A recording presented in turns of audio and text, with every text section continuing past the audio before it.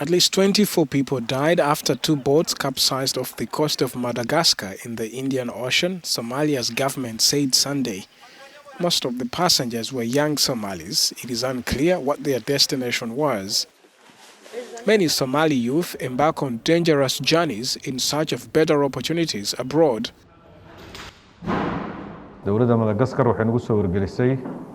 According to information shared by the government of Madagascar, one boat carried 38 people with 15 confirmed dead, while the second had 32 passengers, of whom 9 perished. In total, 24 people tragically lost their lives, while 46 others were saved.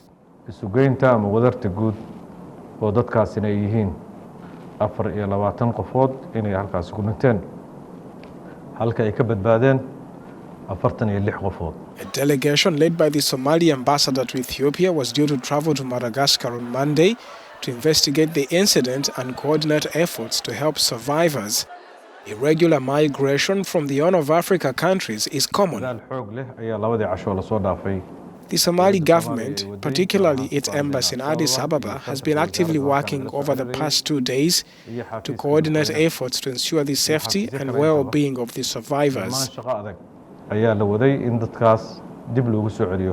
Somali government plans to repatriate the survivors to Mogadishu in the coming days. In April, 38 migrants died and 22 others were rescued after a shipwreck off Djibouti on a popular route to Yemen.